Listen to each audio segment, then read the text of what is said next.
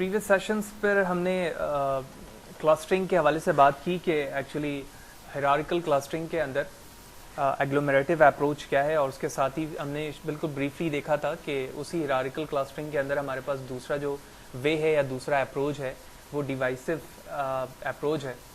तो डेफिनेशन पे भी हमें यही बताया जा रहा है कि divisive hierarchical clustering are also known as DIANA which mean divisive analysis in the inverse of agglomerative clustering. यानी जो क्लस्टरिंग के स्टेप एग्लोमेरेटिव में थे उसी क्लस्टरिंग को अगर मैं रिवर्स कर दूं, यानी उसके ऑपोजिट डायरेक्शन पर उसको रन करवाना शुरू कर दूं, तो ये हमारा डिवाइसिव हायरार्किकल क्लस्टरिंग का अप्रोच है। तो एग्लोमेरेटिव पर आप देखें, अगर आप इस डायग्राम को देखें जो इस स्लाइड पर मौजूद है, तो सबसे पहले एग्लोमेरेटिव में हम क्या करते थे कि हमारे पास जितने डेटा पॉइंट होते थे हम उन तमाम को इंडिविजुअली कंसीडर करते थे कि ये क्लस्टर है। तो आप देख रहे हो कि हर एक डेटा पॉइंट को एक क्लस्टर बना दिया गया है। उसके बाद हम डिस्टेंस मेजर करते थे, जो सबसे नियरेस्ट होते थे दो डेटा पॉइंट उनको मिलाकर भी हम क्या बना दिया करते थे, एक क्लस्टर बना दिया करते थे। जैसे कि आप देख रहे हो यहाँ पे तमाम क्या है, एक एक क्लस्टर में कन्वर्ट हो चुके हैं, यानी ये दो मिलकर एक क्लस्टर, ये दो मिलकर एक क्लस्टर एंड सो ऑन, इस तरह से क्लस्टर बनते जाते थे।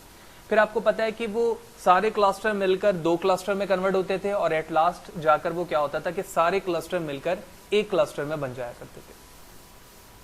जबकि ये जो अप्रोच है, इस अप्रोच के अंदर आप ये देखोगे कि जो अप्रोच आपके फर्स्ट वाले के लास्ट में था वही आपका इनिशियल फर्स्ट पॉइंट बन गया।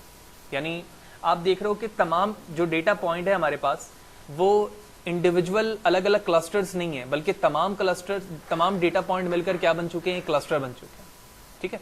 फिर उसके बाद सेकंड पॉइंट पे दिखाया जा रहा है, जो यहाँ का सेकंड लास्ट पॉइंट था वो यहाँ का सेकंड पॉइंट बन चुका है कि तमाम क्लस्टर्स दो हिस्सों में डिवाइड हुए, फिर अलग अलग क्लस्टर्स की पेयरिंग बनी और एट लास्ट आप देख रहे हो कि तमाम क्लस्टर इंडिविजुअल एक पॉइंट्स में कन्वर्ट हो चुके हैं।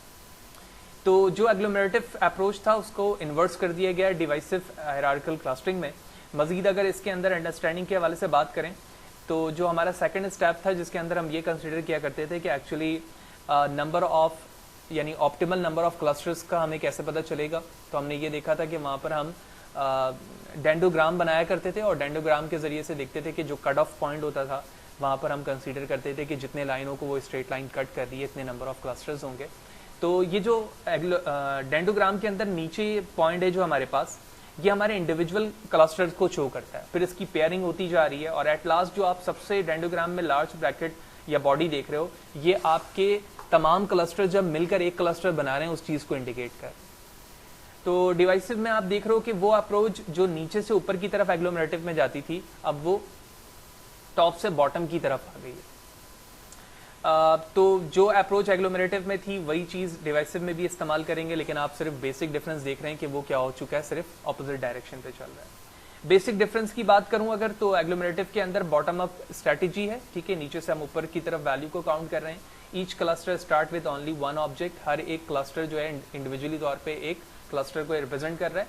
Cluster are merge into larger and larger cluster until all the object are in the single cluster. उस वक्त तक ये क्लस्टर आपस में पेयरिंग कर रहे होते हैं जब तक ये तमाम क्लस्टर मिलकर क्या ना बन जाए, एक क्लस्टर ना बन जाए। Certain termination condition are satisfy, different termination condition है जो उस पर सेटिस्फाई करती हैं, जो हम एग्लोमेरेटिव में देख चुके हैं। जबकि डिवाइसिव हायरार्किकल क्लस्टरिंग की बात करूं तो टॉप डाउन स्ट्रेटेजी है और ऑल ऑब्जेक्ट स्टार्टिंग में ही क्या होता है, एक क्लस्टर में कन्वर्ट होते हैं, उसके बाद वो सब डिवाइड होते जाते हैं स्मॉलर क्लस्टर में, जो हमने फर्स्ट स्लाइड पे देखा था।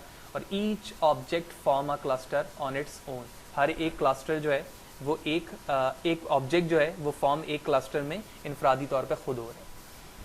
तो इस सेशन पर हमने सिर्फ ये देखा कि एक्चुअली इन दोनों में क्या डिफरेंस थे, और हायरार्किकल क्लस्टरिंग के अंदर हमने स्टार्टिंग में एग्लोमेरेटिव में भी देखा था कि एक्चुअली किस तरह के हमारे पास डेटा होंगे तो हम हायरार्किकल क्लस्टरिंग को फॉलो करेंगे। और उसके बाद हमने देखा कि इन दोनों अप्रोचेस में क्या डिफरेंस है, और थ्योरेटिकली हमने इन चीज़ों को भी जान लिया कि डिवाइसिव हायरार्किकल क्लस्टरिंग के अंदर क्लस्टरिंग अगर होगी तो वो किस थ्योरी के बेस पर होगी। नेक्स्ट सेशन पे जाएंगे तो हम डीबी स्कैन को देखेंगे।